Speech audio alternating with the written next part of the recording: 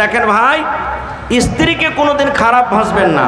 স্ত্রী যদি ভালো মতন রান্না বান্না করে দেয় তার তারিফ করবেন। কি তারিফ? বাহ, তোমার তরকারিটা কত ভালো জি, তুমি কত সুন্দর করে রান্না করেছো জি।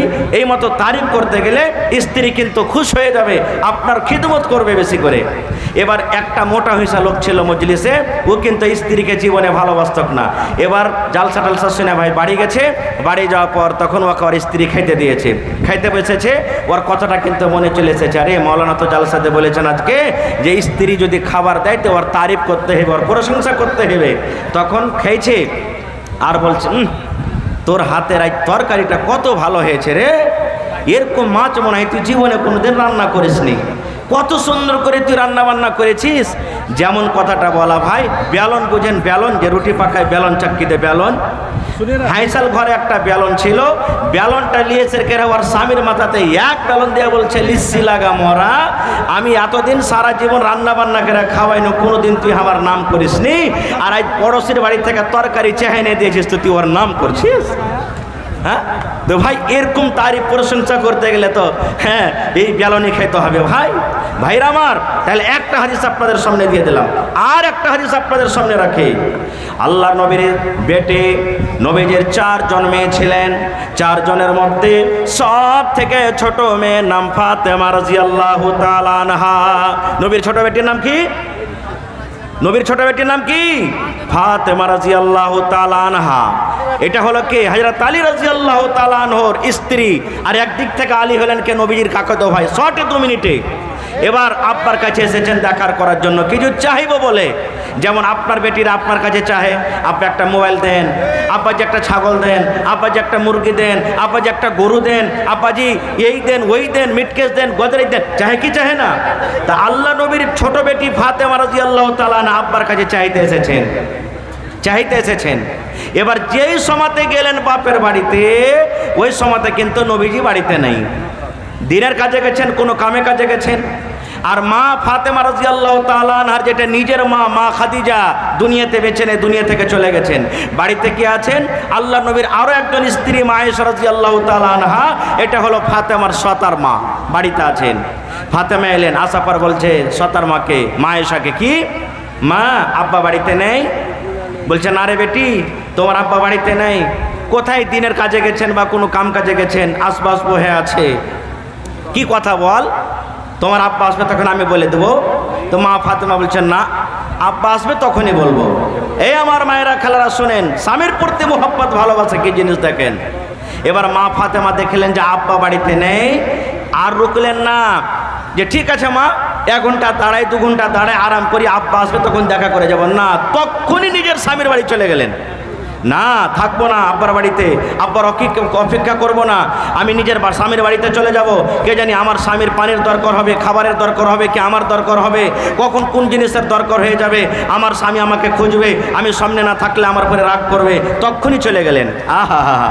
আর এখনকার দেখেন মা খালারা যদি বলে যে এ আব্দুল্লাহর বাপ কি হয়েছে জি, বলছে আমার মাকে একটু দেখতে যাবো আর আসবো যদি কহে যায় ভাই তো 1 দিন হয়ে যাবে, 1 দিন বলে যায় তো 5 দিন হবে, মানে এরকম কিছু বুঝবে না স্বামীকে জিনিস। এবার চলে গেলেন ঘুরে।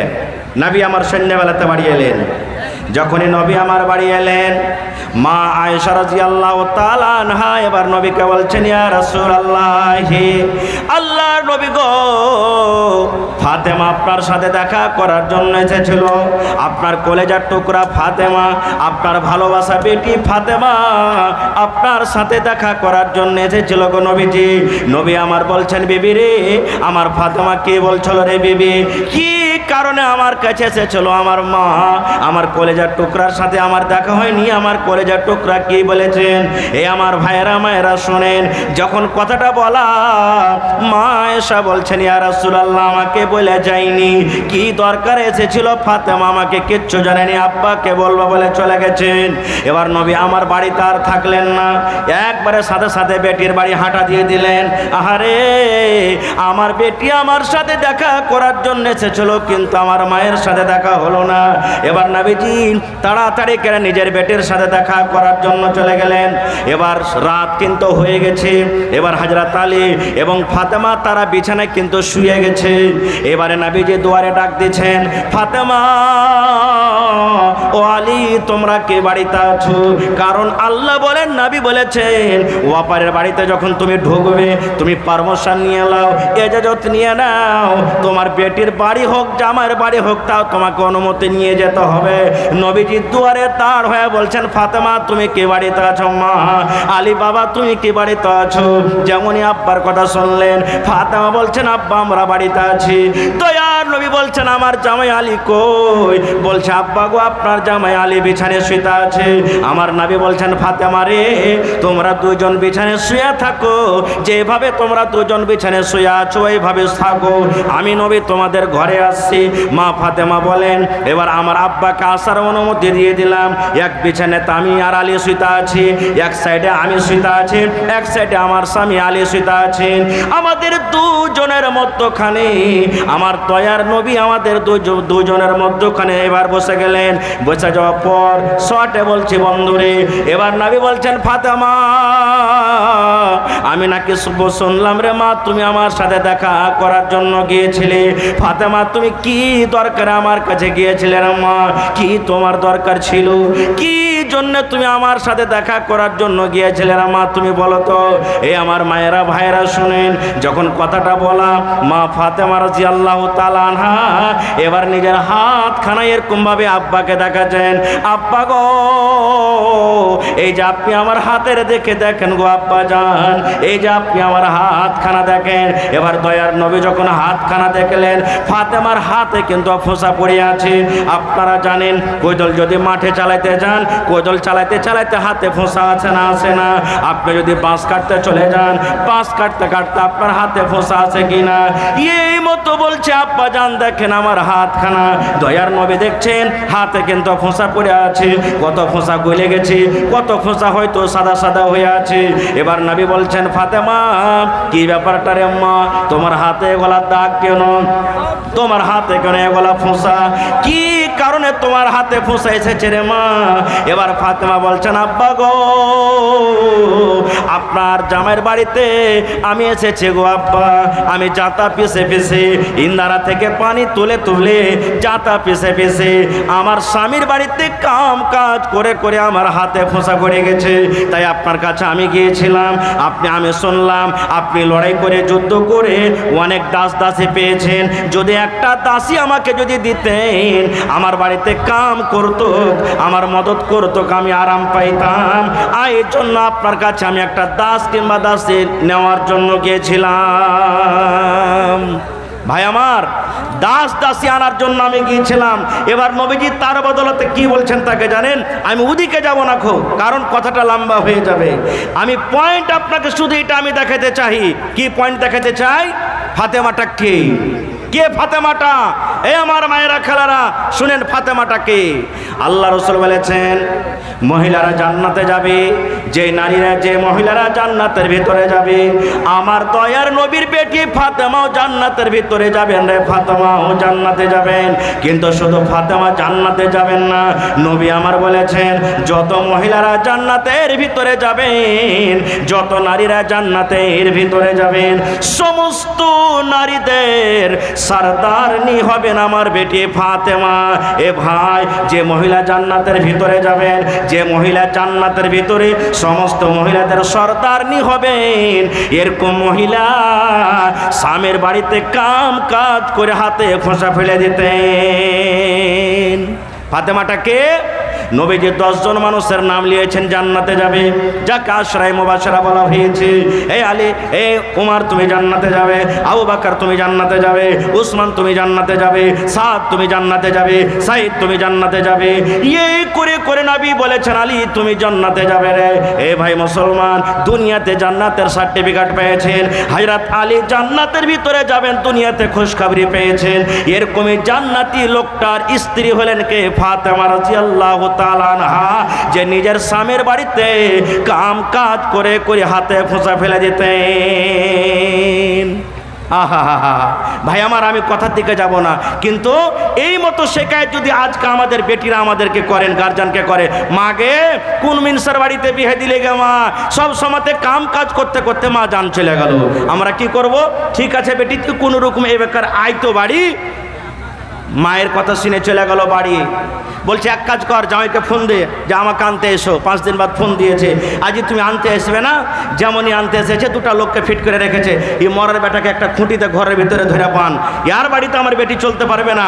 যেমনই বেঁধে দিলে ভাই বলছে ফোন কর তোর বাপকে, মরার বেটা মরা 5টা লোক আসবে, 3 লাখ টাকা তোকে দিয়েছি, 2 লাখ খরচা হয়েছে, 5 লাখ টাকা দিয়ে তালাক করে তুই নিয়ে চলে যায়। এরকম হয়েছে না হয় না? জোরে বলেন হয়েছে না হয় না? 1 মিনিট আর একটা কথা বলবো আপনাদের সামনে। এক বেটি ছেলে বিয়ে হয়ে শ্বশুর বাড়ি গেছে, ওখান থেকে এসেছে, মাকে বলছে মাকে আমি আমার স্বামীর ভাত খেতে পারবো না। বলছে কেন রে বেটি? বলছে ও আর জ্বালা আর সইতে পারি না গো মা, আমি ওর কাছ থেকে তালাক নিয়ে নিব আর আমি ওর ভাত খাবো না। মা তখন বুঝতে দিচ্ছে, দেখেন বলছে কি বেটি রে, একটা কাজ রে বেটি, তুই তালাক নিস না, কিন্তু একটা কাজ তুই কর। বেটে বলছে কি গে মা? বলছে বেটি রে তোকে আমি জহর দিয়ে দিচ্ছি রে মা। জহর বুঝছেন বিষ, বিষ খেলে মানুষ মরবে না মরবে না? বলছে আমি তোকে বিষ দিয়ে দিচ্ছি রে মা, বিষের আমি ফাঁকি তৈরি করেছি, চূড়ান তৈরি করেছি। যখন যখন তোর স্বামী খেতে বসবে একটু ভাতে দিয়ে দেবে, একটু পানিতে দিয়ে দেবে, একটু একটু করে দেবে। প্রত্যেক দিন 3 টাইমের খানা তেরে মা একটু একটু করে তুই দিয়ে দিবি। খাইতে খাইতে খাইতে খাইতে তোর স্বামী একদিন দুনিয়া থেকে চলে যাবে। কিন্তু মারে শোন, মা শিখিয়ে দিচ্ছে, মারে শোন বেটি রে শোন, যখন তুই তোর স্বামীর বাড়ি এখন যখন চলে যাবে, আর এই স্বামীটাকে তোর যখন বিষ দিবি, খাবারে পানিতে বিষ দিবি, তখন তোর স্বামী যেন তোর পরে শক করতে না পারে যে আমার স্ত্রী আমাকে বিষ খেয়ে মারবে বলে আমার বিষে খাবার দেয়। তাহলে কেমন করে চলবি রে বেটি? বলছে বেটি রে তুই কোনোদিন তোর স্বামীর পরে রাগ করবি না। তোর স্বামী যদি রাগে একটা থাপ্পড় দিয়ে দেয়, খবরদার তুই এর মন ভারী করবি না। হাসি মুখে তোর স্বামীর সাথে উঠা বসা করবি, হাসি মুখে মন খুশি করে তার তুই খেদমত করবি। এরকম ভাবে খুব সুন্দর করে শিখিয়ে দিলে। এবারে স্বামীর বাড়িতে যাওয়ার পর যখন যখন তার স্বামী খেতে বসে, ওই যে মার দেওয়া চূরণ, কত কি আছে ভাই? বিষ নাকি? মাসিকাল যে বিষ আছে একটু একটু করে দেয়। আর স্বামীর সাথে একবারে এই চলতে চলতে চলতে এমন মোহাব্বত গাঢ়া হয়ে গেল যে বলার শেষ নাই। এবার 1 মাস 2 মাস পর তখন বাড়িতে এসেছে আবার মায়ের। মা বলছে বেটি রে বল জামাই আর কতদিন জামাইয়ের বাড়িতে থাকবে? কোনো কিছু বুঝতে পারছিস? বলছে মা আর আমি তালাক নেব না, মা তালাক নেব না। আর আমি যে এতদিন জোহর খাওয়াইলাম আমার স্বামীকে, আমার স্বামী তো আর বাঁচবে না, মনে হয় আস্তে আস্তে মরে যাবে। বেটির কথা শুনে মা বলছে বেটি রে কেমন কথা বলছিস? তুই যে বলছিলি ওর ভাত খেতে পারবো না। বলছে মাকে আমার স্বামী এখন আমাকে এত আদর করে গো মা, অফিস থেকে আসে তাও রাগে না, দোকান থেকে আসে তাও রাগে না, মাঠ থেকে আসে তাও রাগে না। মাকে আগেকার মেজাজটা তার পাল্টে গেছে গো মা, এখন আমাকে খুবই ভালোবাসে, খুব মহব্বত করে, ভালোবাসে। এই জন্য মা আর তাকে আমি বেশ দেবো না মা। কিন্তু আমি যে এতদিন ধরে 1-2 মাস ধরে একটু একটু করে তাকে বেশ খাইয়েছি মা, কেমন করে এখন কি করব? স্বামীকে যদি আমি বলতে যাই যে তোমাকে আমি বেশ খাওয়াচ্ছি, তবে এই মহব্বত ভালোবাসাটা আবার ভেঙে যাবে। মা একটা মুচকি হাসি দেয়া বলছে এরে হতভাগা নাদান, তোদের মহব্বত ভালোবাসাকে গাঢ়া করার জন্য মা আমি একটা সামান্য চূরণ দিয়েছিলাম রে, ওই চূরণে কিন্তু বিষ কিংবা জহর ছিল না। নারে তাকবীর! হয়নি, হবে না, হতে পারে না আমার নবীর সাথে কারো তুলনা। হয়নি, হবে না, হতে পারে না আমার নবীর সাথে কারো তুলনা। হায়রে তুলনা তো দূরের কথা, ছায়াও মিলে না। হয়নি, হবে না, হতে পারে না আমার নবীর সাথে কারো তুলনা। ইউসুফকে দেখে যারা আঙ্গুল কেটেছে, তারা কি আমার নবীর রূপ দেখেছে? আরে দেখতো যদি কেটে দিত কলিজাখানা। হয়নি, হবে না, হতে পারে না আমার নবীর সাথে কারো তুলনা। নারে তাকবীর! ইচ্ছা ছিল ভাই এই বিষয় নিয়ে আলোচনা করবো 1-2 ঘন্টা, কিন্তু সময় খুব কম। আল্লাহ হায়াত রাখেন, এই বিষয় নিয়ে আবার এলাকাতে যদি আসি জি তো কোনোদিন ইনশাল্লাহ শোনাবো। আমার পরে আব্দুল গাফফার সাহেব চলে যাবেন, একবারে খুব তাড়াতাড়ি চলে আসবেন। এই জন্য আপনারা লেট না করে একবারে 15 থেকে 20 মিনিটের মধ্যে আমাকে ছট করে এই মাদ্রাসার জন্য, কোরআনের জন্য আপনারা নিজের নিজের দানটাকে দিয়ে দেন ভাই। আজকে আমি এই জায়গাতে প্রথম নতুন এসেছি, এলাকাতে হয়তো আশেপাশে এসেছি, তিতুয়ারিতে এসেছি, এবারও তিতুয়ারি মাদ্রাসা আসবো আল্লাহ যদি নিয়ে আসে তো। তবে আজকে দেখি কোন আল্লাহর এমন বান্দা আছেন কোরআনের জন্য 30 পারা কোরআন 30,000 টাকা একটা লোক দান করবেন। 1 পারা কোরআনের দাম 1000 টাকা। দেখি কোন আল্লাহর বান্দা এরকম আছেন 30,000 টাকা দান করতে পারবেন। দেখি কোন আল্লাহর বান্দা আছেন এলাকাতে 1 কাঠা কিংবা 1 ডিসমিল জমিন এই কোরআনের জন্য, মাদ্রাসার জন্য দান করতে পারবেন। দেখি কোন আল্লাহর বান্দা এরকম আছেন মৌলানা মাদ্রাসার জন্য দেখছি টিনের ঘর, টিনের বাড়ি, আমি 1000 ইট কিংবা 1000 ইটের দাম আমি দিয়ে দিলাম। মৌলানা আমি 1 গাড়ি 100 সেফটি গিট্টি কিংবা গিট্টির দাম দিয়ে দিলাম। মৌলানা 1 কন্ট্রোল রডের দাম দিয়ে দিলাম কিংবা 100 সেফটি আমি বালুর দাম দিয়ে দিলাম। দেখি কোন আল্লাহর বান্দা, আল্লাহওয়ালা, কোরআনের সাথে মোহাব্বত করনেওয়ালা কিংবা ওয়ালি কে এমন আছেন। দেখি আজকে 10,000 টাকা প্রথমে একটা লোক দান করবেন, 20,000 টাকা একটা লোককে দান করনেওয়ালা আছেন, 50,000 টাকা দেনেওয়ালা কে আছেন। এবং মায়েরা, খালারা, বোনেরা, দিদিরাকে বলবো আপনাদের পেন্ডালে হয়তো চাদর ঘুরছে, এ আমার বোনেরা এই মাদ্রাসার জন্য, কোরআনের জন্য মন খুলে খুলে আপনারা টাকা থেকে নিয়ে, কানের থেকে নিয়ে, সেওয়ার থেকে নিয়ে, হাতের পায়ের থেকে নিয়ে মন খুলে খুলে আপনারা এই মাদ্রাসার জন্য দান করবেন। কারণ এই মাদ্রাসা হলো মুসলমানের জান, মান, শান। মাদ্রাসা আছে তো আপনার ইমান আছে। মাদ্রাসা যদি বন্ধ হয়ে যায় তাহলে আপনি দিন থেকে কিন্তু ইয়াতিম হয়ে যাবেন। যেমন একটা ছেলের বাপ মরতে গেলে ছেলেটা ইয়াতিম হয়ে যায়, এই মতো মাদ্রাসা যদি না চলে, মাদ্রাসা বন্ধ হলে আমি দিন থেকে কিন্তু শরীয়ত থেকে দূরে হয়ে যাব। এই জন্য ভাইরে এই কোরআনের জন্য মোহাব্বত, ভালোবাসা দেখিয়ে দেখি একটা লোককে এমন আছেন 10,000 টাকা দান করতে পারবেন। এলাকাতে মেলায় দেখছে ঠিকাদার, মেলায় বিজনেসম্যান, মেলায় আমার চাষি ভাইয়েরা ডাক্তার, মাস্টার, প্রফেসর অনেক রয়েছেন। আমি আপনাদের সময় বেশি নিব না, খুব শর্টে আমার শাইখে মোহতারাম এসে হাজির হয়ে গেছেন। দেখেন বাস 10-15 মিনিটের মধ্যে চট করে একটু আমার হাতে দিয়ে দেন। এবং 50টা লোককে আমি দেখতে চাই 1 পারা করে কোরআনের দাম 1000 করে কে দিতে পারবেন। একজন না পারলেন 2 ভাই মিলেন দিয়ে দেন। আমি 500 দিলাম, ভাই তুমি 500 দাও, আর দিয়ে 1 পারা কোরআনের দাম আমরা চলো জমা করে দিই। ভাই কোরআনের একটা হরফের দাম আমাদের দেওয়ার ক্ষমতা নাই, তবে কোরআনের মান সম্মানকে দেখি আল্লাহ তাবারাক ওয়া তাআলাকে রাজি করার জন্য দেখি একটা লোক আমার হাতে কে এমন আছেন, দেখি কোন আল্লাহওয়ালা আছেন 10,000 টাকা জমা করতে পারবেন। এত বড় এলাকার মধ্যে আছেন দেখি। মেলায় জায়গাতে জমিন পাওয়া গেছে, মেলায় জায়গাতে ইট পাওয়া গেছে, মেলায় জায়গাতে মেলায় রকম দান পাওয়া গেছে। আজকে আমার এই গিদ্দাবাড়ি মাদ্রাসাতে দেখি কোনো নওজওয়ান, কোনো যুবক কে এমন আছেন যে মায়ের জন্য, বাবার জন্য, নিজের ছেলে মেয়ের জন্য বা নিজের জন্য 10,000 টাকা, 15,000 টাকা, 20,000 টাকা, 50,000 টাকা কিংবা 1 ডিসমিল জমিন, চাহে জমিন মাদ্রাসার আঞ্জর পাঞ্জর হোক কিংবা কোনো মাঠে ময়দানে হোক। মাশাআল্লাহ, এই দেখেন আমার ভাই माशाल्लाह शफीक आलम साहेब 1000 টাকা इधर मास्टर करीम साहब जी जी दे रहे हैं, देखिए क्या दे रहे हैं। माशाल्लाह আমার ভাই শফিক আলম ভাই 1000 টাকা 1 পারা কোরআনের দাম দিয়েছেন। আমি 50 কলম চেয়েছি 1000 টাকা করে। মাশাল্লাহ কত আছে না 5000 টাকা মাশাল্লাহ कम है তো 5000 টাকা দিলেন আলহামদুলিল্লাহ, খুশি হলাম। কিন্তু 1000 ইটের দাম কমসে কম করে দাও। জি জি জি জি জি ইনশাআল্লাহ আমার মাস্টার সাহেব ইনশাআল্লাহ 10,000 টাকা 1000 ইটের দাম দেবেন। নারে তাকবীর মাশাআল্লাহ। আমার মাস্টার আব্দুল করিম साहेब 10,000 টাকা इंशाल्लाह দিয়ে দিবেন। 5000 करीम मास्टर साहब जो हैं जी छत के लिए वो कुछ देंगे, उनसे बोलिए। लायक है माशाल्लाह। जी जी जी माशाल्लाह माशाल्लाह। এই দেখেন আমার নানা যান 1000 টাকা মাশাল্লাহ দিল খুলে তো কহেন না ছাতের জন্য গিট্টি পড়ে আছে মনে হয় ছাত হবে নাকি? আহা হা দেখেন আপনার টাকা সুবহানাল্লাহ বসে থাকবে না, যেমনই জালসা শেষ হবে আপনার ছাতের কাজে লেগে যাবে, মাদ্রাসাতে লেগে যাবে, দুনিয়া থেকে চলে যাবেন। মরার পর আপনার নেকি জারি হয়ে গেল, সাদকায়ে জারিয়া, এটাই আপনি দুনিয়া থেকে চলে যাবেন, কবরে আপনার নেকি পৌঁছতে থাকবে অনলাইন। সুবহানাল্লাহ। তো আমার এই দেখেন একজন ছেলে, কি নাম? হ্যাঁ মুশাহিদ সাহেব ছোট বাচ্চা এক পারা করের দাম 1000 টাকা জমা করে দিয়েছে মাশাআল্লাহ। তো নানা করতে দিচ্ছেন आपके नाम না না ছাতের জন্য করেন, কি করবেন আপনি? बापो मास्टर माओ मास्टर नहीं এটা हाँ आबदार करें তোমার আব্বা দিলে নাকি? তোমার আব্বা এখানে নাই জালসাতে?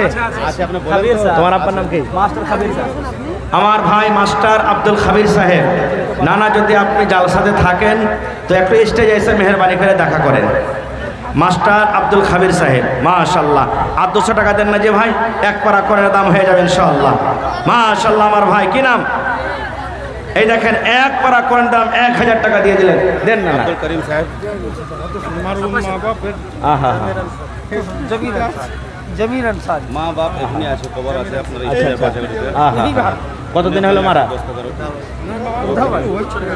আহা হা মাশাআল্লাহ মাশাআল্লাহ। দেখেন কত আছে না, এই দেখেন এটা 20,000 আমার